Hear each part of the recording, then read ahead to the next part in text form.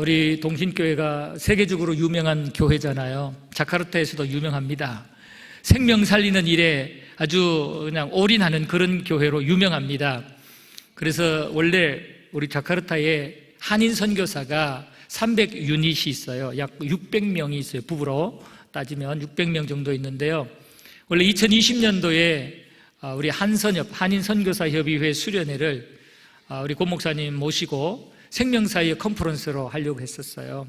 그런데 이놈의 코로나 때문에 하지를 못하고 지금 계속 연기되고 있는데, 아마 코로나 상황이 좋아지면 반드시 자카르타에서 우리 선교사님들 대상으로 또 우리 현지인 사역자들을 대상으로 생명사의 컨퍼런스가 반드시 이루어질 줄로 믿습니다. 이를 위해서 여러분들 계속 기도해 주시기를 부탁드립니다.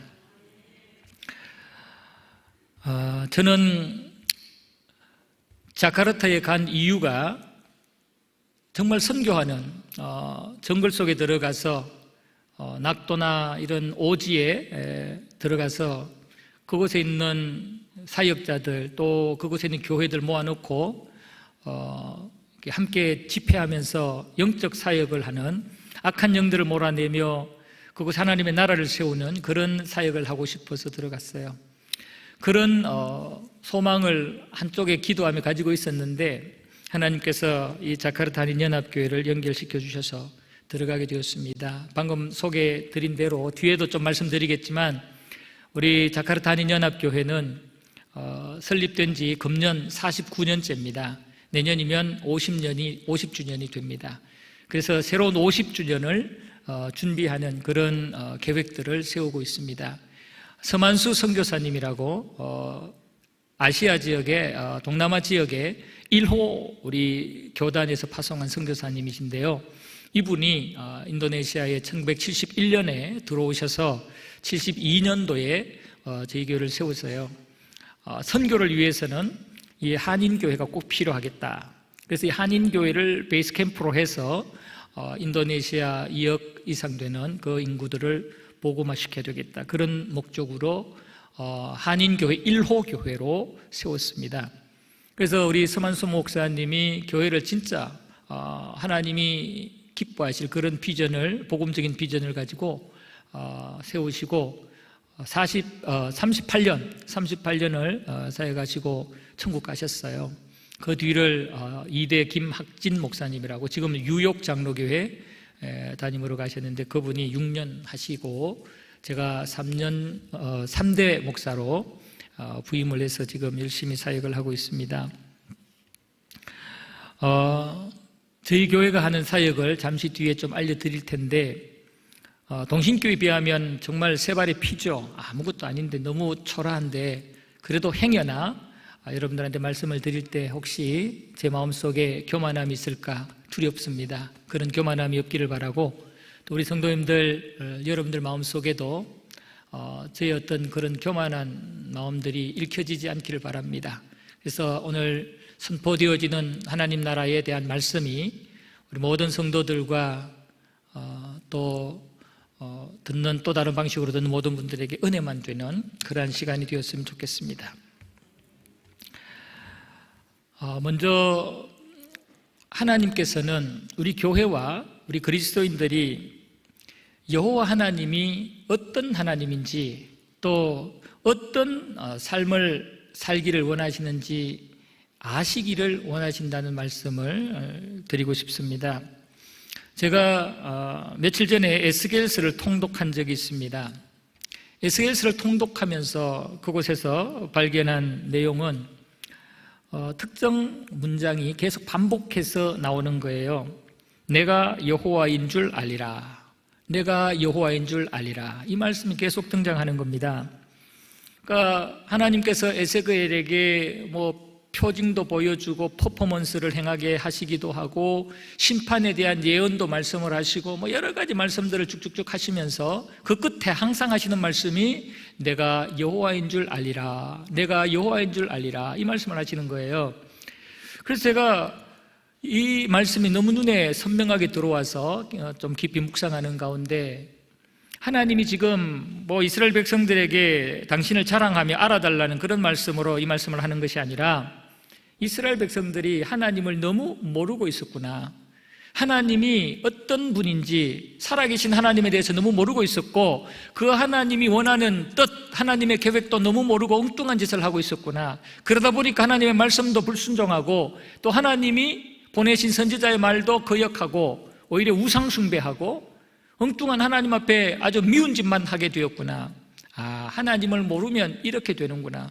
그래서 하나님이 이 에스겔을 통해서 계속해서 여호와임을 알리라. 내가 여호와인 줄 알게 될 것이다. 이 말씀을 하셨구나 이런 생각이 들었어요. 그러면서 목사인 내가 하나님을 모르면 목회도 할 수 없고 제대로 신앙생활 할 수 없으며 성도들을 제대로 이끌어갈 수 없구나 이런 생각을 했습니다. 여러분들은 하나님을 얼마나 알고 있습니까? 여러분들은 하나님이 여러분들에게 남은 인생을 지금 이 시대에 살아갈 때 어떤 삶을 살기를 원하신다고 생각을 하십니까? 하나님이 지금 살아계시고 전능하신 하나님이시고 그 하나님이 여러분들에게 지금 무엇을 하기를 원하시는지를 얼마나 여러분들은 알고 계십니까? 여러분들 스스로 한번 대답을 해보시기를 바랍니다. 하나님은 왜 우리 인간들을 만드셨으며 왜 우리 인간들을 구원하셨을까? 하나님은 누구시며 그 하나님이 왜 나를 창조를 이렇게 하셨고 또 타락한 나를 예수님을 이 땅에 보내셔서 왜 이렇게 구원해 주셨을까? 이 부분을 한번 생각해 볼 수 있기를 바랍니다. 하나님이 우리를 창조한 목적은 이 땅을 정복하고 다스리게 하심입니다. 이 땅을 정복하고 다스리게 하시기 위해서 인간을 창조를 하셨어요. 창세기 1장 26절 이하의 말씀 아까 우리가 읽었는데요. 그 말씀 쭉 보시면 하나님께서 우리의 형상을 따라 우리의 모양대로 우리가 사람을 만들고 그들로 바다의 물고기와 하늘의 새와 가축과 온 땅과 땅에 기는 모든 것을 다스리게 하자 하시고 하나님이 자기 형상 곧 하나님의 형상대로 사람을 창조하시되 남자와 여자를 창조하셨다라고 말씀을 합니다. 하나님은 우리 인간을 그냥 재미로 창조하신 게 아니고 하나님의 대리자로 창조하신 거예요. 그래서 하나님은 우리 인간을 하나님과 소통할 수 있도록 만들기 위해서 인격적으로 창조하신 겁니다. 그래서 이 땅에 다른 어떤 존재도 하나님의 형상으로 만들어지지 않고 하나님과 소통할 수 없지만 우리 인간들은 하나님과 소통할 수 있도록 그렇게 만드셨어요. 그래서 하나님과 교제하면서 하나님의 뜻을 알고 그 하나님의 뜻대로 이 땅을 하나님을 대신해서 다스리게 하신 겁니다. 하나님의 뜻대로 하나님의 영광을 드러내도록 하기 위해서 창조하신 거죠. 이사야 43장 7절에 보면은 내 이름으로 불려지는 모든 자 곧 내가 내 영광을 위하여 창조한 자를 오게 하라. 그를 내가 지었고 그를 내가 만들었느니라 라고 말씀합니다. 하나님은 우리 인간을 그냥 만든 게 아니고 하나님을 대신해서 이 땅을 다스리면서 하나님의 살아계심을 드러내고 하나님이 영광을 받으시는 그런 이 땅의 모습이 되도록 우리를 창조하셨어요. 그런데 첫사람 아담과 하와는 이런 하나님의 뜻을 헤아리지를 못하고 하나님의 뜻대로 살지를 못하죠. 그래서 하나님이 원하는 대로 정복하며 다스리지를 못하고 사탄이 원하는 뜻대로 선악과를 따먹으며 하나님의 말씀에 불순종하는 그런 엉뚱한 타락의 삶을 살게 됩니다. 사단이 아담과 하와를 그냥 단순히 선악과를 따먹게 하는 이게 목적이 아니었어요. 하나님의 말씀에 불순종하게 만드는, 거역하게 만드는 이것이 목적이었어요. 그래서 사단은 아담 하와에게, 특히 하와에게 아주 교활한 질문을 하잖아요. 하나님이 참으로 너희에게 동산 모든 나무의 열매를 먹지 못하게 하더냐? 불만이 생기게 만드는 아주 교활한 이런 질문을 하면서 하와로 하여금 하나님의 말씀을 거역하게 만들어요. 단순히 그냥 이 선악과를 따먹은 게 문제가 아니라 따먹음으로 하나님의 말씀에 불순종하게 만든 거예요. 이것은 결국은 하나님이 원하시는 뜻대로 정복하며 다스리는 아담 하와가 아니라 마귀가 유혹한 그 유혹의 말에 넘어가서 마귀의 뜻대로 이 땅을 살게 만들었던 겁니다.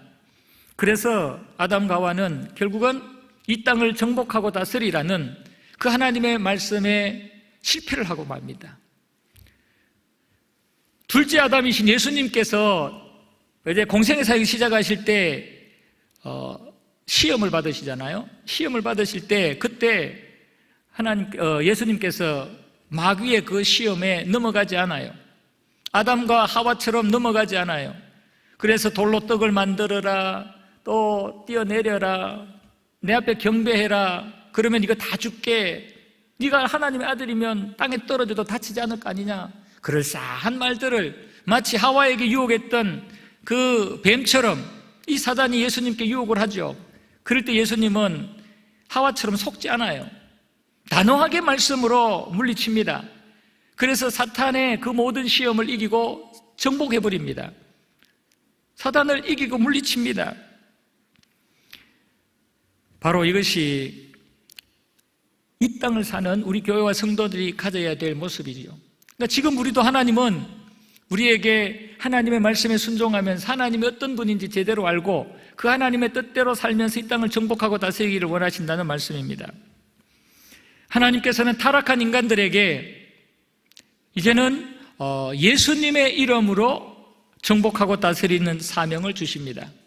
타락한 인간들, 정복하며 다스리라는 그 하나님의 명령에 불순종한 그 인간들을 그냥 버리시는 게 아니고, 타락한 인간들에게 하나님께서는 구원의 길을 내셔서 예수님을 이 땅에 보내시고 우리의 모든 죄를 대신해서 십자가에 달려 죄값을 치르게 하심으로 그 예수님을 믿고 영접하면 모든 죄와 사망의 권세로부터 자유함을 얻고 다시 예수의 이름으로 이 땅을 정복하며 다스릴 수 있는 그 권세를 우리 하나님이 우리에게 주셨단 말이에요.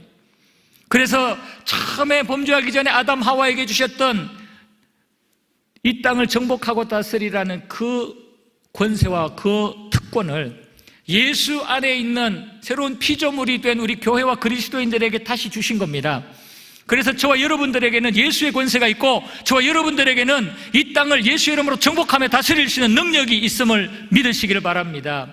우리의 사명은, 우리 그리스도인들의 사명은, 우리 교회의 사명은 바로 살아계신 여호와 하나님을 믿고 그 하나님이 전능하심을 알고 그 하나님이 예수 안에서 우리에게 주신 이 놀라운 세상을 예수 이름으로 정복할 수 있는 이 능력, 권세, 이거 행하는 것, 이것이 바로 우리의 사명이라는 겁니다. 요한복음 3장 16절, 17절 우리가 너무나 잘 아는 말씀입니다. 하나님이 세상을 이처럼 사랑하사 독생자를 주셨으니 이는 저를 믿는 자마다 멸망치 않고 영생을 얻게 하려 하심이라. 하나님이 그 아들을 세상에 보내신 것은 세상을 심판하려 하심이 아니요 그로 말미암아 세상이 구원을 받게 하려 하심이라고 말씀을 하시죠. 그러면서 이 예수 안에 있는 자에게는 이제는 다시 예수의 권세를 가지고 이 땅을 정복하며 다스릴 수 있는 그런 특권을 주신 것입니다. 로마서 8장 1절 2절 말씀에 보면은 그리스도 예수 안에 있는 자에게는 결코 정죄함이 없나니 그리스도 예수 안에 있는 생명의 성령의 법이 죄와 사망의 법에서 너를 해방하였음이라. 예수 이름의 능력이 나를 죄와 사망의 법에서 해방하였고 또 많은 영혼들에게 이 예수 이름의 권세가 그들의 영혼도 사망과 권세에서 자유케 해서 생명을 줄 수 있는 능력이 바로 예수 이름에 있다는 겁니다. 이 예수 이름을 가지고 우리는 세계를 누비면서 우리에게 만나게 하는 그 영혼들을 살리는 생명사역을 해야 될 줄로 믿습니다. 예수님이 십자가에 달려 죽으신 것은 우리를 천국에 들어가게 하기 위해서 죽으셨죠. 그러나 천국에 들어가기 전까지 우리가 이 땅에 살면서 해야 될 일이 분명히 있습니다. 우리가 이 땅을 떠나면 예수님의 십자가의 공로에 의해서 천국에 들어가요. 그러나 이 땅에 사는 동안에 우리가 해야 될 일이 분명히 있어요. 그게 바로 예수의 이름으로 이 땅에 사탄 마귀의 권세를 결박하고 사단 마귀의 견고한 진을 무너뜨리고 그곳에 예수 생명을 불어넣고 그곳에 하나님의 구원받은 백성들이 예수 이름의 능력으로 구원받게 만드는 이 사역을 바로 우리 교회와 성도들이 해야 된다는 겁니다. 고린도후서 5장 15절에 보면은 그가 모든 사람을 대신하여 죽으심은 살아있는 자들로 하여금 다시는 그들 자신을 위하여 살지 않고 오직 그들을 대신하여 죽었다가 다시 살아나신 이를 위하여 살게 하려 함이라 그랬습니다. 예수님이 우리를 위해서 십자가에 달려 죽으신 것은 지금까지는 나 자신을 위해서 살았지만은 내 육신의 정욕을 추구하며 살았지만은 이제부터는 나를 구원하여 주신 그 예수님의 그 사랑을 알고 그 예수 이름의 능력을 알고 그것을 가지고 예수님이 원하시고 기뻐하시는 일을 하도록 하기 위해서 예수님이 나를 대신하여 십자가에 달려 죽으셨다는 거예요. 나를 구원하여 주셨다는 거예요. 그럼 예수님이 원하는 게 뭡니까? 하나님이 원하는 게 뭘까요? 구원받은 백성과 교회에게 하나님이 원하는 게 뭘까요? 마태복음 28장 18절 이하의 말씀 우리가 읽었죠. 바로 하늘과 땅의 모든 권세를 가지신 예수의 이름으로 너희는 모든 민족에게 가서 그들을 제자로 삼아서 아들과 성령의 이름으로 세례를 베풀고 내가 너희에게 분부한 모든 것을 가르쳐 지키게 하라. 이것은 예수의 이름으로 세계 민족에게 가서 그들에게 생명을 전하면서 그들을 살리면서 정복하고 다스리라는 말씀이에요. 마가복음 16장 15절 또 이르시되 너희는 온 천하에 다니며 만민에게 복음을 전파하라. 바로 예수의 이름으로 정복하며 다스리라는 말씀이에요. 처음에 하나님의 형상 따라 만든 인간에게 하나님께서 땅을 정복하고 충만하게 다스리라고 하신 그 말씀이 예수 안에서 다시 우리에게 주어진 겁니다. 그래서 우리는 날마다 이 예수의 이름을 전하는, 예수의 이름으로 이 땅에 사탄 마귀의 나라를 무너뜨리고 그곳에 하나님의 나라를 세우는, 정복하고 다스리는 삶을 살아야 하는 것입니다. 하나님이 이스라엘 백성들을 선택한 이유도 단순히 이스라엘 백성들 그들을 잘 먹고 잘 살게 하기 위해서, 그들에게 윤택하게 하기 위해서 그런 거 아니에요. 하나님이 아브라함을 선택한 것도 그렇고 이스라엘 백성들을 선택한 것도 그렇고 그들을 통해서 하나님이 참신이고 하나님이 전능하신 분이라는 사실을 증거하고 증인이 되도록 하기 위해서 그렇게 세우셨단 말이에요. 이사야 43장 12절에 보시면 내가 알려주었으며 구원하였으며 보였고 너희 중에 다른 신이 없었나니 그러므로 너희는 나의 증인이요 나는 하나님이니라. 여호와의 말씀이니라.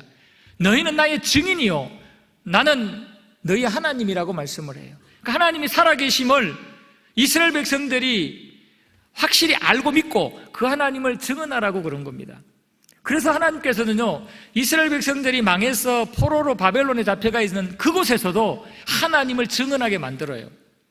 느부갓네살의 입을 통해서 또 그곳에 있는 많은 영혼들이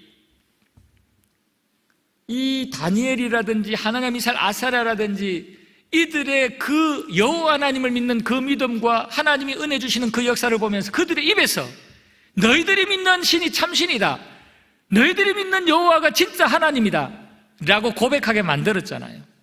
사자굴에서 멀쩡하게 살아있는 다니엘을 보면서, 풀무불에서 살아있는 그 3명의 젊은이들을 보면서 느부갓네살이, 다리오가 그들의 입에서 하나님이 참신이라는 그러한 고백이 나오게 만들었잖아요. 인정하게 만들었잖아요. 하나님께서 이스라엘 백성들을 선택한 이유도 하나님의 증인 되게 만들기 위해서거든요.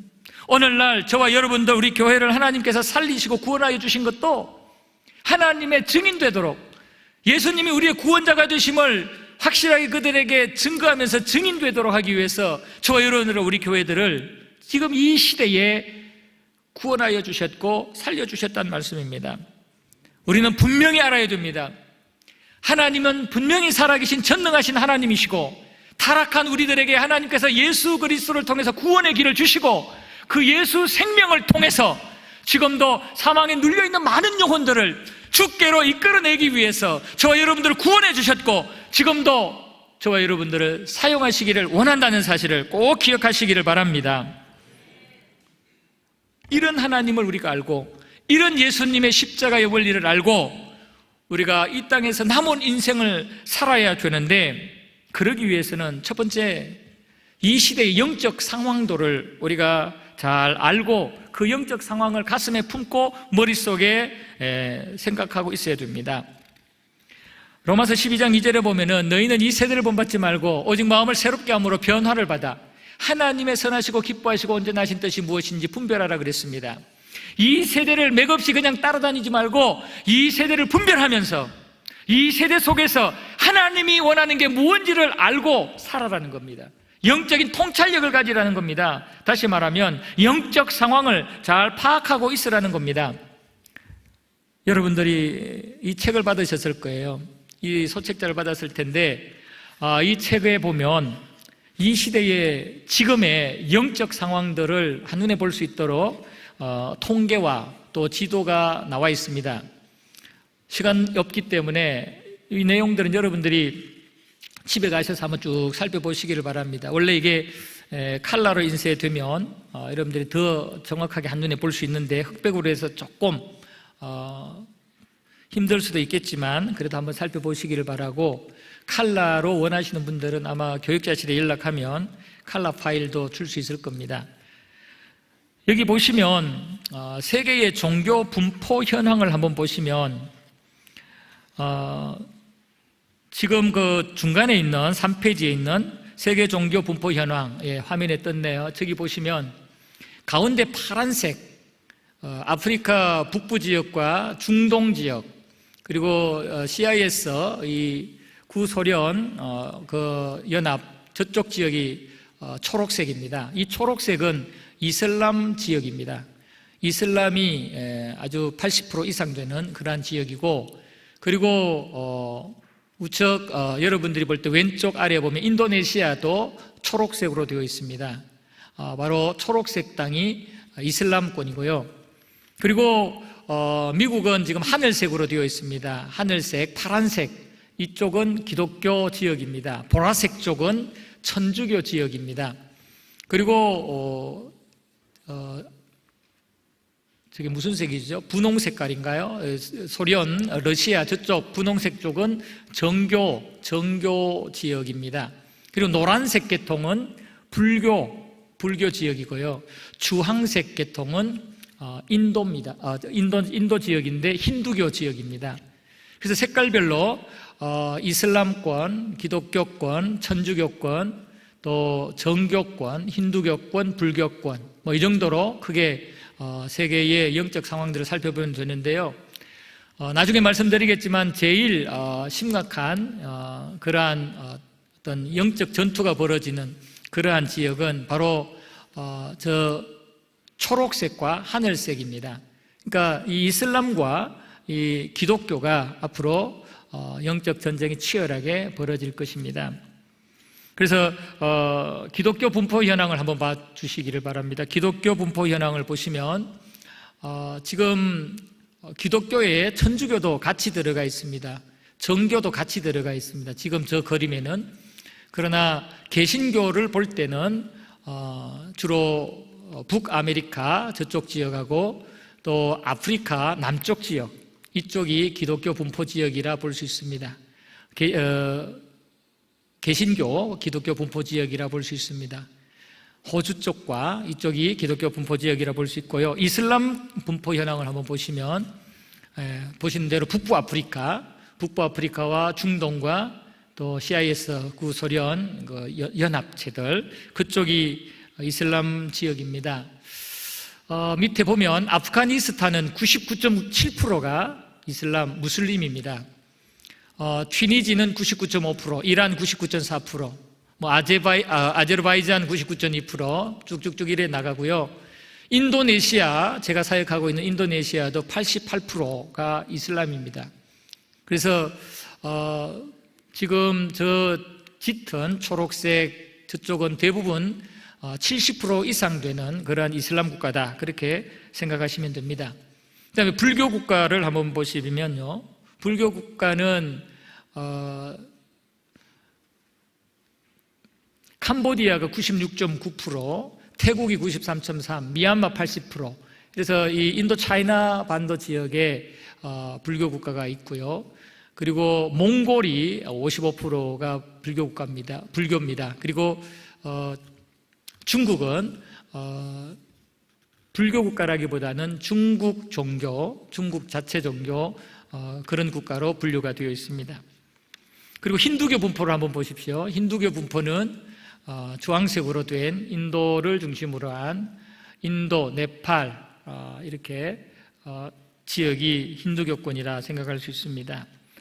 이렇게 해서 여러분들이 머릿속에 지금 우리 예수님을 믿고 있는 이 기독교, 이 개신교권과 그 외에 이방 종교권을 머릿속에 두고 앞으로 우리가 정복해야 될 지역이다. 우리 기독교 지역 안에서도 정복해야 될 영혼들이 많지만 그 외에 이슬람이나 불교나 힌두교나 또는 기타 여러 이방 종교들, 우리가 정복해야 될 그러한 지역이다, 그렇게 생각을 하시면 되겠습니다. 그리고 종교별 대륙 분포 또는 대륙별로 종교 분포는 나눠드린 유인물 소책자의 내용들을 그냥 보시고 여러분들이 나중에 참고하시면 되겠습니다. 그래서 이렇게 우리가 이 땅을 예수의 이름으로 정복하며 다스리기 위해서는 영적 상황들을 정확하게 분별하고 파악을 하고 있어야 됩니다. 그래서 하나님께서 기회 주시면 그곳에서 예수의 이름으로 정복하고 다스리는 그러한 삶을 살아야 되겠죠. 이러한 영적 상황들을 마음에 두고 그 다음 우리가 생각해야 될 것은 이런 영적 상황에서 우리 한국교회가 감당해야 될 제사장적 사명이 있다는 겁니다. 한국교회가 하나님으로부터 받은 이 제사장적 사명이 있는데요, 2019년 12월 현재 한국세계선교협의회에서 발표한 자료에 의하면 171개국에 2만 8천여 명의 우리 한국 선교사가 파송되어 있습니다. 상당한 선교사들이죠. 171개국에 2만 8천 명의 선교사님들이 파송되어 있는데 계속해서 연도별로 보면 파송 선교사가 늘어나고 있습니다. 이 내용도 9페이지의 통계치로 다 나와 있습니다. 거기 보면 선교단체에서 파송한 선교사, 그리고 교단에서 파송한 선교사, 이렇게 구분해서 조사를 했는데요, 거의 숫자 면에서 보면은 교단에서 파송한 선교사들이 약 43% 되고 선교단체에서 파송한 선교사들이 약 56%가 됩니다. 거의 비슷하게 이렇게 파송되어져서 사역을 하고 있고요. 사역의 어떤 내용들도 보면 교회 개척 사역 또는 현지인 선교훈련 사역, 복지개발 사역, 학교 캠퍼스 사역, 일반 교육 사역, 이런 식으로 사역을 하고 있습니다. 이 내용들은 여러분들이 나중에 소책자를 보시면 면밀히 살펴보시면 다 확인이 되고 파악이 되리라 생각합니다. 한국교회가 지금 전 세계의 171개국에 2만 8천여 명의 선교사를 보내어서 예수의 이름으로 정복하는 이 사명을 감당하고 있고 앞으로도 계속해야 됩니다. 우리 동신교회가 이 사명을 계속 지금까지 앞장서서 감당했고 앞으로도 감당하게 될 줄로 믿습니다. 자, 그렇다면 이 한국교회가 전 세계의 영적 기상도를 보면서 예수의 이름으로 정복하며 다스려야 되는데 앞으로 미래는 결국은 다른 불교나 힌두교나 이런 종교보다는 이슬람과 기독교의 영적 싸움이다, 이렇게 저는 생각을 합니다. 미래는 기독교와 이슬람의 영적 전쟁이다, 이렇게 저는 예측을 하고 이 이슬람을 공략할 수 있는 그런 기회를 만들어야 합니다. 지금 이슬람이 기독교에 비해서 숫자는 적습니다. 기독교라 그러면 우리 개신교와 또 카톨릭과 또 정교나 이걸 다 합쳐서 기독교라 그러는데요, 사실 개신교와 이슬람을 비하면 이슬람이 훨씬 더 많아요. 그러나 천주교와 이게 다 합치면은 아직 이슬람이 이 기독교, 총괄 기독교 숫자보다 적은데요, 그러나 개신교로 보면은 개신교가 7억 9천만 정도 된다면 이슬람은 약 1억 6천, 16억 됩니다. 16억 됩니다. 그러니까 약 배가 더 많습니다. 개신교보다 이슬람이 배가 더 많습니다. 그러니까 천주교, 정교나 그 빼고 개신교는 약 8억 정도, 7억 9천만, 8억 정도 된다면 이슬람은 16억 정도 되니까 약 배가 더 많습니다. 여기에다가 이 이슬람은 점점 더 증가하고 있고 이슬람의 증가보다 이 우리 개신교의 선교 증가율이 더 낮아요. 그러니까 점점 그 간격은 커지고 있다, 이 말입니다. 그러니까 앞으로 말세가 될수록 이슬람은 점점 더 숫자가 많아지고 강해지고 거기에 비해서 우리 개신교는 약해지는데 숫자가, 이것을 숫자만 보고 우리가 그냥 포기할 것이 아니라 이 상황에서 앞으로 말세의 때에 우리가 싸워야 될 대상은 주 타켓은 바로 이슬람이다 생각을 하고 우리는 이슬람을 공략할 전략을 세우고 이슬람과 싸워서 이길 그러한 기도 제목을 뽑아야 된다는 겁니다. 앞으로 이슬람은 아이도 많이 낳고 지금 이슬람의 그 교도의 평균 나이가 우리 기독교 이슬람인들의 개신교인들의 평균 나이보다 더 낮기 때문에 더 아이도 많이 낳고 더 젊은이들이 많기 때문에 인간적으로는 자연 증가는 더 클 거예요. 그러나 우리가 예수의 이름으로 이 이슬람을 타겟으로 해서 복음화를 위해서 정복하고 다스리기 위해서 힘쓰고 애쓴다면은 이 이슬람의 그 약점을 파고들고 이 이슬람을 우리가 예수의 이름으로 제대로 공략해서 정복한다면은 숫자와 이 상관없이 반드시 때가 되면은 이 이슬람 땅에서 구원의 역사가 일어나고 이슬람 땅에서 하나님을 찬양하는 예수 이름의 능력이 나타나는 다리오 왕처럼 느부갓네살처럼 하나님을 인정하게 만드는 예수 그리스도가 나의 구주이심을 고백하게 만드는 그런 역사들이 반드시 일어나게 될 줄로 믿습니다. 그래서 우리는 이 기독교와 이슬람이 충돌하는 이 부분들을 이제 마음속에 두고 기도하면서 대비를 해야 되는데요. 지금 이슬람과 기독교가 제일 심각하게 충돌하는 지역이 어디냐면 아프리카입니다. 아까 우리 도표를 봤지만 아프리카가 북쪽은 이슬람이 장악하고 있고 남쪽은 기독교가 장악하고 있어요. 그러다 보니까 이 기독교가 위로 올라가려고 그러고 이슬람이 밑으로 내려오려고 그러고 그래서 아프리카에 치열한 영적 싸움이 벌어지고 있어요. 그리고 이 중동에서 유럽을 잡아삼키려고 유럽에도 계속해서 이슬람이 잠식해 들어가서 유럽에도 이슬람 숫자가 많이 늘어나고 있습니다. 우리 대한민국에도 이슬람이 많이 늘어나고 있습니다. 그래서 이슬람의 분포 현황을 보면은요, 정말 아주 왕성하게 그렇게 일어나고 있는데요. 대한민국의 이슬람 현황,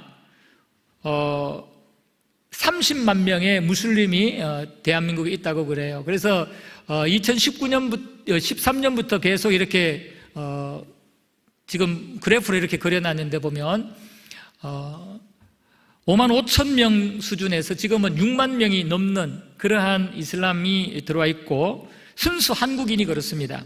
순수 한국인이 6만 명의 무슬림이 있고 외국인 무슬림을 합치면 약 30만 명의 한국에 무슬림이 있다고 그럽니다. 미국에는 이슬람 통계를 내지를 않는다고 그러는데 추측하기를 200만에서 최대 1000만까지 무슬림이 있다고 예측을 하고 있다고 그럽니다. 유럽에도 1500만 명 이상의 이슬람이 생겨서 지금 계속 자라고 있다고 그럽니다. 그래서 아프리카에서 영적 충돌이 일어나고 있고 또 유럽에서 중동과 영적 충돌이 일어나고 있고 시리아에서 이쪽 지역에서 대충돌이 일어나고 있고 이렇게 기독교와 이슬람 간의 심각한 그런 충돌들이 불가피한데 우리 교회와 그리스도인들이 이러한 영적 상황을 예지하고 대비하고 준비하고 나아갈 때 저들의 모든 외침이나 저들의 주장은 다 거품이잖아요. 저들은 죽은 신이고 저들은 생명이 없잖아요. 그러나 예수 그리스도에게는 생명이 있잖아요. 우리 하나님께서 우리에게 주신 구원의 길은 참 생명의 길이잖아요. 그렇기 때문에 반드시 붙으면 결국은 생명의 종교인 우리 기독교가 예수교가 이 이슬람을 장악하고 정복하게 될 것을 믿습니다. 이 믿음을 가지고 우리가 달려가게 되면은 반드시 영적 싸움에서 최후 승리자는 바로 예수 그리스도가 될 줄로 믿습니다. 이슬람에 대한 그 지식이 여러분들이 다 있을지 모르겠는데요. 이 시간에 잠깐 한 3분 정도만 지금 르바란 기간이 끝나고 많은 이슬람 사람들이 지금 휴가를 하고 있거든요. 이슬람은 라마단 기간 동안 한 달 동안은 해가 떠 있는 동안에는 금식하면서 기도해야 돼요. 그리고 해가 지면 밥을 먹고 그래요. 그러다가 그 한 달이 지나고 나면 며칠 동안 휴가를 내면서 즐기면서 축제를 벌려요. 이거를 르바란이라고 그래요. 그래서 지금이 바로 르바란 기간인데요. 한번 영상을 한번 보시기를 바랍니다.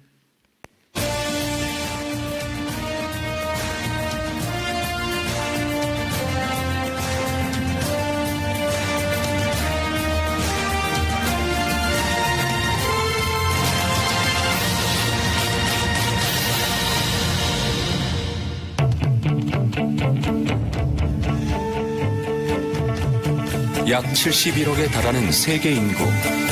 그 수많은 사람만큼 지구상에는 다양한 종교가 있습니다. 그 중에서도 가장 빠르게 성장하고 있는 종교는 이슬람교입니다. 전 세계 인구의 20%인 16억 명이 믿고 있는 세계 최대 단일 종교 이슬람에 대해 여러분은 얼마나 알고 있나요? 현재 무슬림 인구는 이민과 높은 출산율, 적극적인 포교 활동으로 확장되고 있습니다. 유럽에 거주하는 무슬림은 전체 인구의 약 5%인데 유럽의 개신교 인구가 4.2%라는 것과 비교하면 놀라운 성장입니다. 이슬람교는 7세기 예언자 무함마드를 통해 시작된 종교로 이슬람의 뜻은 복종을 말합니다. 이슬람교를 믿는 사람을 무슬림이라고 하며 이슬람교의 경전은 꾸란으로 무함마드가 천사 가브리엘로부터 계시를 받아 기록했다고 주장합니다. 무슬림은 반드시 행해야 하는 5가지 의무가 있습니다. 알라 외에는 신이 없으며 무함마드는 알라의 메신저다라는 신앙 고백 샤하다. 하루에 5번씩 기도하는 살라트. 1년에 한 달간 금식하는 라마단. 가난한 사람을 돕는 자선행위 자카트. 평생에 한 번 사우디아라비아 메카를 순례하는 하지입니다. 그렇다면 이슬람과 기독교는 어떤 차이가 있을까요? 꾸란에서는 예수님의 신성을 부인하고 알라가 보낸 예언자라 하며 기독교 신앙의 핵심인 삼위일체를 부인합니다. 구원은 오직 예수 그리스도께 있다는 기독교와 달리 이슬람의 구원은 알라의 의지로 결정되며 선행을 통해 천국에 갈 수 있다고 주장합니다. 우리는 왜 무슬림들을 위해 기도해야 할까요? 하나님이 세상을 이처럼 사랑하사 독생자를 주셨으니 이는 그를 믿는 자마다 멸망하지 않고 영생을 얻게 하려 하심이라. 하나님은 우리의 기도를 통해 무슬림들을 구원하기 원하십니다. 복음이 이슬람의 도전보다 빠르게 증거되어 아시아, 중동, 아프리카, 유럽까지 전 세계 무슬림들이 하나님의 사람들로 변화될 수 있도록 함께 기도해 주십시오. 네, 지금 방금 간단하게 이슬람에 대한 소개를 드렸는데요. 이슬람은 우리 기독교 분파도 아니고요. 기독교 유사 기독교라고도 할 수도 없습니다. 완전히 다른 그런 종교인데, 이방 종교인데, 이슬람이 지금 별로 매력도 없는데 이렇게 아주 강하게 성장을 하고 있고, 기독교인들을 잠식하고 있습니다. 그래서 이제 마지막에는 이 기독교와 이슬람의 영적 대충돌이 불가피할 것 같아요. 이런 때에 이제 이슬람을 우리가 잘 대적하고 정복하고 다스리기 위한 전략이 필요한데, 저는 인도네시아에 가서 인도네시아가 이슬람 정복의 중요한 전략적 요충지다라는 그러한 확신이 들었습니다. 사실 알고 가지는 않았어요. 그런데 인도네시아 가서 선교적 마인드를 가지고 사역을 하다 보니까 인도네시아가 이슬람을 공략하는데 아주 중요한 거점이 되고 요충지가 될 수 있겠다라는 생각이 확실하게 들었습니다. 왜냐하면 인도네시아는 인구가 2억 7천만 명, 세계 인구 4위 국가입니다.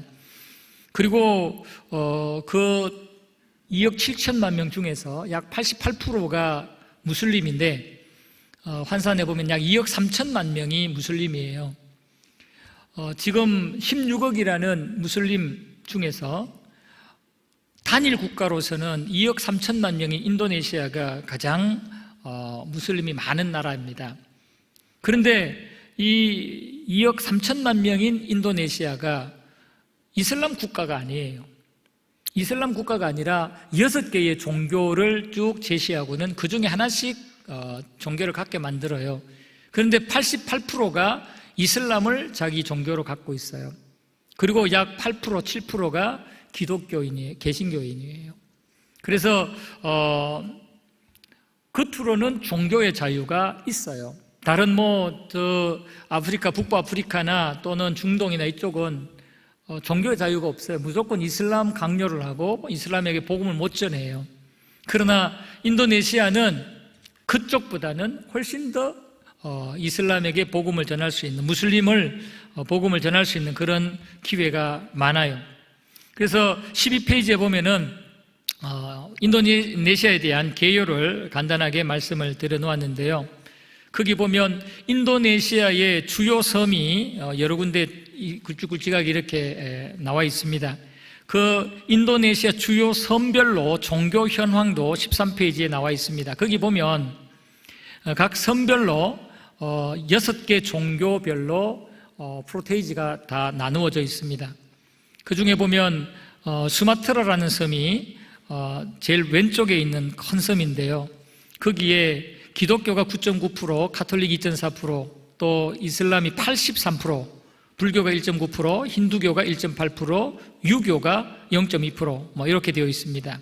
이런 식으로 보시면 여러분들이 인도네시아를 이해하는 데 아주 중요한 하나의 자료가 될 것입니다. 특히 자와 지역을 보시면 자와 지역은 이슬람이 95%입니다. 그리고 인구가 약 1억 5천만 명입니다. 인도네시아 2억 7천만 명 중에서 이 자와 지역, 이 자바섬에 약 55%의 인구가 살고 있습니다. 인구 밀도가 가장 높습니다. 12페이지에 보면 인도네시아 인구 밀도 거기 보면 맨 아래쪽에 시커멓게 이렇게 뭉게구름처럼 되어 있는 그곳이 바로 자바섬입니다. 자카르타가 있는 자바섬입니다. 여기에 약 55%의 1억 5천만 명의 인구가 밀집해서 살고 있습니다. 근데 중요한 건 여기에 이슬람이 95% 제일 높다라는 겁니다. 그래서 이런 인도네시아의 전체 주요 선별 종교 현황 이런 상황들을 볼 때 특정 지역은 기독교가 굉장히 높은 데도 있습니다. 13페이지에 보면 파푸아 지역은 약 500만 명이 살고 있는데요. 거기에 기독교가 66%예요. 이 파푸아 지역은 66%의 기독교인들인데 이전에는 더 높았다고 그래요. 그런데 이슬람이 아주 자기들이 이 파푸아 지역도 이슬람화 시키기 위해서 전략적으로 거기에 무슬림들을 이주시키고 하면서 그곳에 이 이슬람 숫자를 많이 늘리고 있다고 그래요. 그래서 인도네시아 전체를 약 88%가 무슬림인 이 인도네시아, 아직 종교의 그런 자유가 어느 정도 있는 이곳에 우리가 복음을 전할 때 이곳에 인도네시아 전역에서 생명의 복음이 증거될 때 이슬람의 전체 지각에 대변동이 있지 않겠나. 그래서 저는 인도네시아가 예수 복음으로 공략이 되면 이슬람의 큰 어떤 항아리 밑둥이 깨지는 또는 허리가 잘리는 그런 영적인 어떤 현상들이 있지 않을까. 지금요 사실은 중동이나 북아프리카나 이쪽에 이슬람 무슬림들이 강한 것 같지만요, 그들을 조종하는 사람들, 그들에게 영향을 끼치는 사람들이 누구냐면 인도네시아 무슬림이에요. 인도네시아 무슬림들이 중동을 쥐고 있고 북아프리카를 쥐고 있어요. 그리고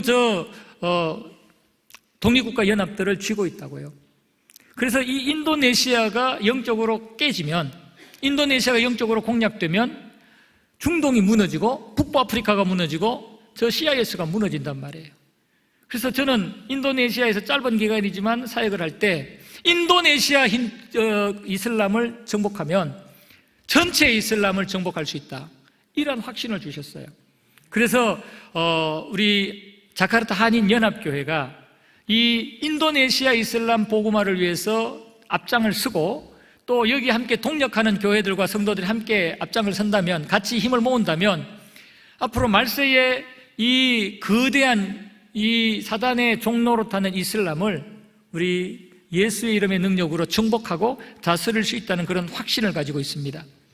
그래서 잠시 저희 교회의 이슬람 인도네시아 정복을 위한 그 전략들을 간단하게 소개를 해드리겠습니다. 이것은 제가 부임하기 전서부터 일대 목사님이신 서만수 목사님, 선교사님이 이미 이런 큰 프로젝트를 가지고 시작을 하셨어요. 그래서 저는 거기에 지금 불을 붙이고 같이 동력교회를 세우면서 함께 일을 하고 있는데요. 저희 교회 연구표어는 가르치고 전하고 치유하는 교회, 바로 예수님의 사역을 계승하는 것을 우리 교회 연구표어로 삼고 있습니다. 6대 미션과 또 6대 비전 가지고, 이 6대 미션은 교회 본질, 어떻게든 교회 본질을 지키자, 어떻게든 예수 생명을 지키자. 그리고 이 6대 비전은 그 예수 생명을 가지고 실제적으로 우리가 어떻게 이슬람을 장악할까, 이 인도네시아 땅을 복음화시킬까, 이것을 우리는 6대 미션과 비전으로 삼고 달려가고 있습니다.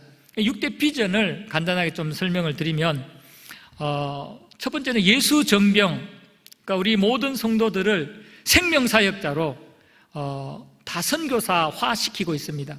그래서 우리 성도들이 대부분은 선교 마인드가 아주 강합니다. 그래서 한국에 있는 어느 성도들보다도 강한 선교적 헌신과 그런 마인드를 가지고 있고, 또 불을 붙여주기만 하면 함께 사역할 수 있는 그런 가능성들을 가지고 계속 사역을 할 수 있도록 그렇게 훈련시키려고 합니다. 그리고 한인 복음화, 이 한인 복음화를 위해서도 우리가 계속 노력을 하고 있습니다. 그래서 인도네시아에 있는 한인 11조 우리가 담당하자.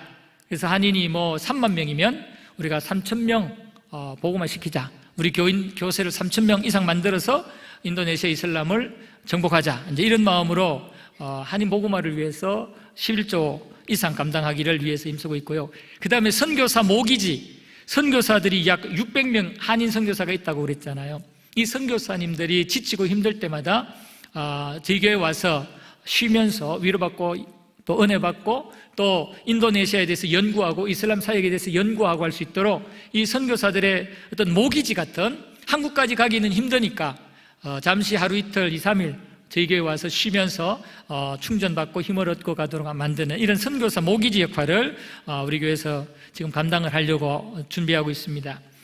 그리고 인도네시아 지도자 양성, 이 인도네시아 지도자 양성인데요, 이 인도네시아의 영적 지도자들, 이 크리스찬 지도자들 양성을 하는데 크게 두 가지 방향으로 양성을 합니다. 저희 교회에 첫 번째 목회자 양성을 위한 신학교가 있습니다. 목회자 양성을 위한 신학교가 있는데, 이 신학교에서 약 150명의 학생들이 지금 공부를 하고, 이들이 이제는 졸업하게 되면 목회 현장 또는 종교교사 또는 특수사역 이러한 것들을 하면서 이들이 이슬람 그 사회 속으로 또 무슬림 사회 속으로 들어가서 그들을 복음화시키는 그런 역할을 하게 됩니다. 그리고 또 하나는 사회의 지도자, 사회 지도자로서 사회에 들어가서 크리스찬 지도자로서 어떤 선한 영향력을 끼치고 또는 교회와 목사님들의 사역, 선교사들의 사역에 지원을 해주기 위해서 일반 대학을 지금 운영을 하고 있습니다. 그래서 몽골에서 사역하고 계셨던 이용규 선교사님이 지금 자카르타에 들어와서 저희 교회와 함께 협력 사역을 하고 있습니다. 그래서 저희 교회가 함께 일반 대학을 JIU라고 자카르타 인터내셔널 유니버시티라고 세워서 그곳에서 지금 학생들, 대학생들이, 일반 대학생들이 자라고 있습니다. 그래서 일반 대학생들이 사회 속에 들어가서 거기서 기독교 문화를 세우고 기독교 마인드를 가지고 사회 각층에서 역사를 하고, 그리고 우리 신학교에서 배출된 신학생들이 이제 비전을 펼치면서 인도네시아 전역에서 무슬림들을 향해서 그쪽 지역의 영적 싸움들을 하면서 그 땅을 정복하는 그러한 역할들을 하려고 그럽니다. 지금 우리 인도네시아 사역하는 우리 현지 목사님, 우리 스틴 신학교 출신인데요, 이 현지 목사님의 사역을 영상으로 잠깐 한번 봤으면 좋겠습니다. 스틴 신학교는 지금까지 243명의 졸업생을 배출하였습니다. 그들은 수마트라, 슬라웨시, 파푸아, 자바 등 인도네시아 곳곳에 파송되어 교회와 지역사회를 위해 힘쓰고 있습니다. 스틴 신학교는 지금에 만족하지 않고 현재 학사 과정의 신학과에 더해 기독교 교육학 전공 과정과 대학원 과정을 준비하고 있습니다. 인도네시아 땅에 그리스도의 계절이 오기까지 스틴 신학교의 발걸음은 멈추지 않을 것입니다.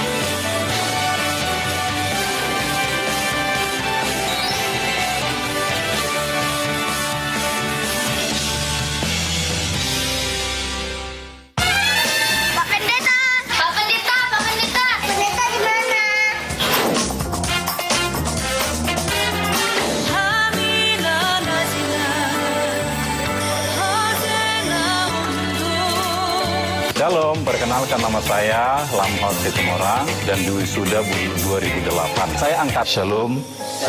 Puji Tuhan, kombapin dikasih Tuhan. Surga, bila ranting itu nggak bisa Bapak baca semua. Yohanes. Kurang lebih 8 tahun saya masih tetap Bapak itu melayani kami, memperhatikan kami di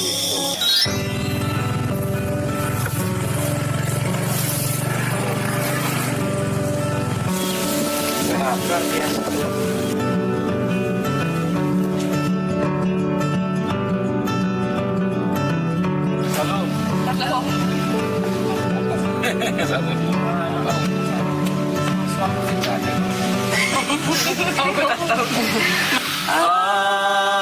Aku menyembahmu, ku nyanyi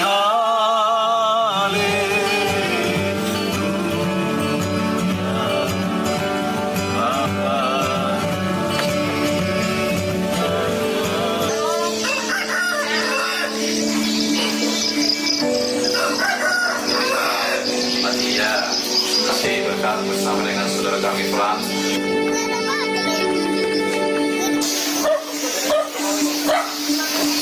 Itu siapa?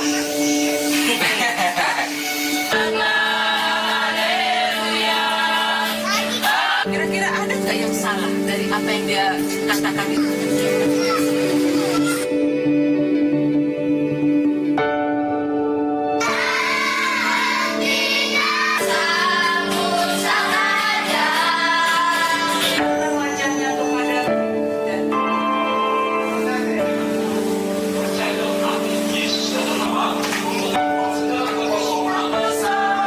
Saya mengucapkan banyak-banyak terima kasih kepada Yayasan Sandol Haleluya, mengingat sangat banyaknya hamba-hamba Tuhan yang perlu dididik, dibentuk di kampus TIN untuk mereka dipersiapkan memasuki ladang Tuhan. Sebagai contohnya saya,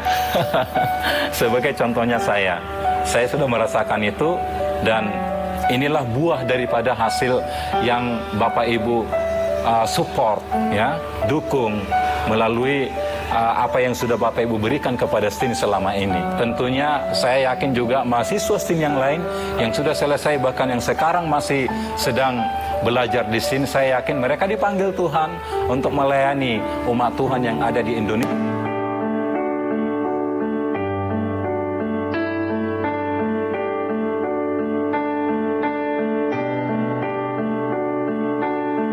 안녕하세요. 저는 마이클입니다. 안녕하세요. 저는 글로리입니다. 저는 리차드입니다. 저는 리아입니다.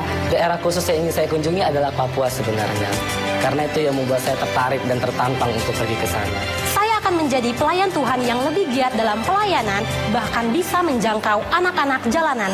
Oleh karena itu, doakan dan dukung saya. Tertarik untuk merangkul anak-anak muda di sana yang latar belakangnya mungkin dengan narkoba, dengan kekerasan, perkelahian. Saya siap.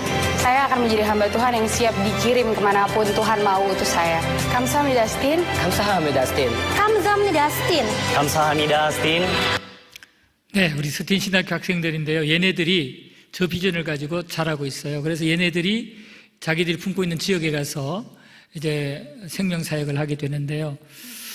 저는 우리 동신교에서 우리 권 목사님 하시는 이 생명사역이 우리 스틴 신학교의 정식 과목이 돼서 들어와서 우리 스틴 신학생들에게 이게 잘 전수되고 훈련이 된다면 얘네들이 앞으로 사역 현장에서 아주 놀라운 그런 생명사역자가 되리라고 확신하고요. 그리고 이 스틴 신학생뿐 아니라 스틴 신학교 출신 아닌 그러한 목회자들을 저희가 섬기고 있습니다. 그래서 14페이지에 보면은 현지교회 지원사역 해가지고 각 선별로 현재 우리가 섬기는 교회 숫자와 이미 우리가 섬겼던 그런 교회 졸업이라는 그 항목에 나와 있는데 이 사람들을 우리가 대상으로 1년에 한 차례씩 컨퍼런스를 하고 있습니다. 그래서 특정 지역 큰 섬 중심에 모아가지고 그곳에서 컨퍼런스를 하는데 그 컨퍼런스 때 생명사역 훈련을 이제 도입을 하려고 그래요. 그래서 고 목사님이나 아니면 또 훈련시킬 수 있는 분들이 오셔서 모여있는 이들에게 이 생명사역 컨퍼런스를 전수시켜주면 이분들이 각자의 그 목회지에서 아까 했던 그 사역자들, 그 목사님처럼 자기 목회 현장에서 생명사역을 진행하면 인도네시아 전역에 이 무슬림들이 이제 크리스찬이 되는 놀라운 구원의 역사가 일어나리라고 확신을 합니다. 15페이지에 보면은 컨퍼런스 하는 그 사진들이 쭉 있어요. 저희 교회 교구를 각 지역별로 권역으로 이렇게 나누어서 그렇게 그 지역을 위해서 기도하게 만들고 있는데요. 15페이지 오른쪽에 보면 이 컨퍼런스 한 집회의 단체 사진들입니다. 그래서 수마트라 지역에서 컨퍼런스 할 때, 또는 자바 사역자 컨퍼런스 할 때, 서부 칼리만탄 컨퍼런스 할 때, 중부 칼리만탄 컨퍼런스 할 때의 사역 전체 단체 지도입니다. 그러니까 이때 많은 이제 사역자들이, 목사님들이 오시게 돼요. 200명씩, 100명씩 이렇게 오시게 되는데, 그들에게 생명사역을 전수해서 그들이 자기 목회 현장에서 생명사역 프로그램을 가지고 사역을 하게 되면은 놀라운 역사들이 일어나게 되고, 여기 우리가 현재 지원하고 있는 이 352개 이 교회들은 워낙 정글 속에 있고 멀리 떨어져 가난하게 목회를 하고 있기 때문에 현금을 구경하기도 힘든 그런 정도입니다. 그래서 저희 교회에서 각 교회의 사역비를 한 교회당 한국 돈으로 40만 원 정도 되는 4만 원 정도 되는 현지 돈으로 40만 루피아를 매월 지급하고 있습니다. 그래서 그 40만 루피아, 한국 돈 4만 원 가지고 이 목사님들이 한 달 목회를 합니다. 목회도 하고 또 현지 자기 생활도 하고, 그래서 이분들이 이 40만 루피아, 한국 돈 4만 원 가지고 자기들의 어떤 그 사역을 하기 때문에 이것을 굉장히 귀하게 여기고, 이것 때문에라도 훈련을 잘 받고, 그래서 앞으로 훌륭한 사역자가 될 수 있도록 그렇게 연결고리로 삼고 있습니다. 여러분들께서 만약에 한 개 교회 목사님 이렇게 섬길 수 있다면 한국 돈으로 4만 원이에요. 그러면 이게 그 교회의 한 달 사역비가 되고 그 목사님의 생활비가 되거든요.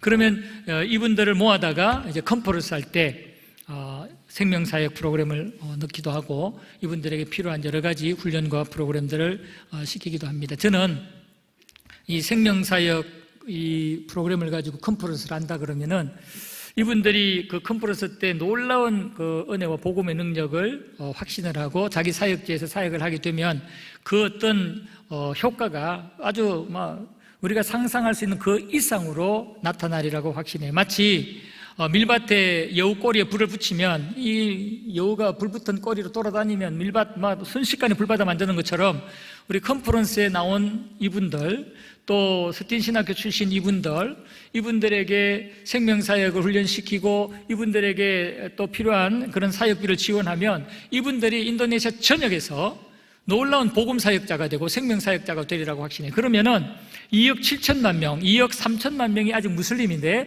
이 2억 3천만 명이 복음화 되고 2억 3천만 명이 예수 믿게 되면 16억이라는 무슬림이 예수 이름 앞에 굴복하고 이 견고한 사탄의 진들이 무너지리라고 확신합니다. 그래서 우리 동신교회 성도 여러분들께서 앞으로 이 무슬림과의 영적 싸움에 관심을 가져주시고 이 16억을 정복하기 위해서 내가 무슨 일을 할까? 우리 하나님에 대해서, 하나님이 나에게 뭘 하기를 원하실까? 기도하면서 찾으시기를 바랍니다. 그래서 기회가 된다면 인도네시아 영혼을 위해서 인도네시아에 있는 무슬림을 복음화시켜서 세계 무슬림을 복음화시키는 그 일에 함께 동참하고 동력할 수 있게 되기를 바랍니다. 우리 나중에 기회 되었을 때, 코로나 시국이 끝났을 때, 컨퍼런스 할 때 자카르타에서 인도네시아에서 만나고 그곳에서 이 인도네시아 현지인들과 함께 찬양하고 함께 영광 돌리며 그곳에 놀라운 하나님의 나라의 역사를 이루는 그 일에 여러분들이 함께 동참을 해주셨으면 좋겠습니다. 짧은 시간에 제가 여러 가지를 말씀드리려고 하다 보니까 뒤죽박죽이 되어버렸는데요. 여러분들이 지혜롭게 똑똑히 잘 알아들으시고 앞으로 마지막 때에 영적 싸움에서 예수의 이름으로 정복하고 다스리는 여호와의 군대가 되기를 주님의 이름으로 축복합니다. 아멘.